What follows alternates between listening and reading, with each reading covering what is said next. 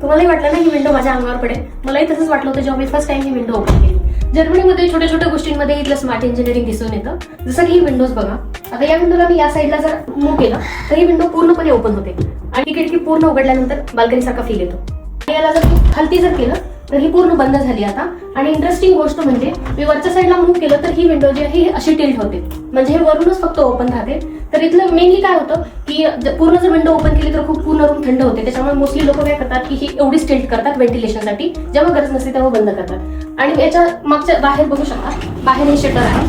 आम्ही काय करतो, पूर्ण शटर बंद करतो आणि अशी विंडो टिल्ट करतो, म्हणजे व्हेंटिलेशन पण होईल. आणि अनेक गोष्ट तुम्ही पाहू शकता, आपल्या इंडियासारखं इथे या विंडोजला ग्रिल नाहीये. ही पूर्ण ओपन झाल्यानंतर अशी डोअर सारखी पूर्ण म्हणजे ओपनच राहते. बाहेरचे जे शटर्स आहेत ते ऊन, स्नो, पाऊस आणि चोरांपासून सुरक्षा देते. इथं मोस्टली चोरी तर होत नाही, पण तरी पण सिक्युरिटी पर्पजसाठी हे शटर्स लावलेले आहेत. तर तुम्हाला कशी वाटली ही विंडो सिस्टम? तुम्हालाही वाटते का की अशी विंडो सिस्टम आपल्या इंडियामध्ये असावी? तर नक्की सांगा.